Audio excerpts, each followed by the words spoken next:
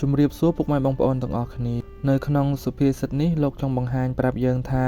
ការអ្វីក៏ដោយមិនថាតិចឬច្រើនស្រួលឬពិបាកយើងត្រូវតែខំប្រឹងធ្វើឲ្យហើយស្រេចក៏មើលងាយថាជាការងារបន្តិចបន្តួចធ្វើតែមួយដង្ហើមក៏រួចស្រេចជួនកាលស្អែកឡើងមានការងារអ្វីផ្សេងមកផ្ទុនផ្ទួនថែមទៀតឬក៏មានជំងឺដំកាត់អ្វីមួយមកបៀតបៀនខ្លួនយើងនោះការងារបន្តិចនេះក៏មុខជាមិនបានធ្វើរួចក៏នាំឲ្យបន្សល់គេការធ្វើអ្វីដែលនាំឲ្យបន្សល់គេទៅថ្ងៃក្រោយគឺវាអាចនាំឲ្យទៅជាការបង្កើតទម្លាប់អាក្រក់ដល់ខ្លួនទម្លាប់អាក្រក់នេះហើយដែលនាំឲ្យខ្លួនយើងទទួលរងកំហុសផ្សេង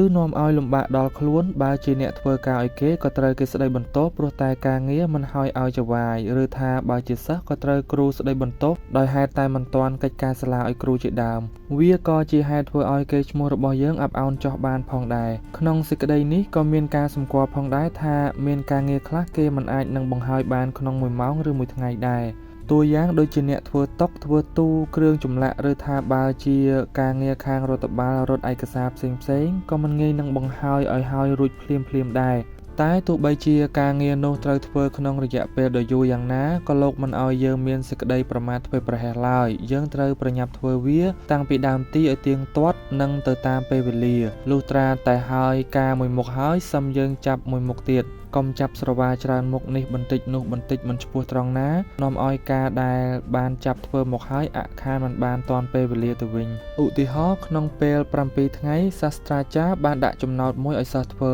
ហើយត្រូវប្រមូលយកពេលដល់ថ្ងៃចូលរៀនវិញមានសិស្សខ្លះគិតតែសប្បាយដែលអាងថាចំណោទតែមួយនឹងធ្វើតែមួយផ្លែតក៏រួចស្រេចថ្ងៃនេះមិនបានធ្វើថាចាំថ្ងៃស្អែកដល់ស្អែកគេបបួលគ្នាដើរលេងក៏ទៅនឹងគេមួយថ្ងៃផុតទៅថាមួយថ្ងៃទៀតឥឡូវព្រឹកនេះចូលរៀនហើយសិស្សនេះក៏តាំងចាប់ធ្វើចំណោទយប់នោះឯងដោយហេតុតែដើរលេងល្វើយខ្លួនងងុយដេកខ្លាំងពេកវាក៏ដេកយកកម្លាំងលួងលក់ទល់ភ្លឺពេលក៏ខ្លីចំណោទក៏ធ្វើមិនបានដល់ពេលសាស្ត្រាចារ្យត្រូវការសួររកនោះកំហុសក៏ធ្លាក់ទៅលើសិស្សនេះពេញទីគ្រូក៏ស្ដីបន្ទោសថាឲ្យមុខមិត្តរួមថ្នាក់ផងគ្នាជាហេតុបណ្ដាលឲ្យសិស្សនោះខ្មាស់គេអស់ទាំងថ្នាក់នោះហើយជាផលអាក្រក់ដែលកើតឡើងពីការធ្វេសប្រហែសធ្វើអ្វីមិនគិតធ្វើឲ្យហើយចេះតែទុកថ្ងៃនេះថ្ងៃនោះទាល់តែសាស្ត្រាចារ្យសម្គាល់ថាជាសិស្សរាយមាយខ្ជិលច្រអូសហើយនាំឲ្យខូចកេរ្តិ៍ឈ្មោះរបស់ខ្លួននោះឯងសរុបសេចក្តីមកគឺលោកចង់ទូន្មានយើងថាកុំមានសេចក្តីប្រមាថធ្វេសប្រហែសក្នុងកិច្ចការអ្វីមួយឡើយរាល់ការងារទាំងឡាយសុទ្ធតែមានសារៈសំខាន់របស់វា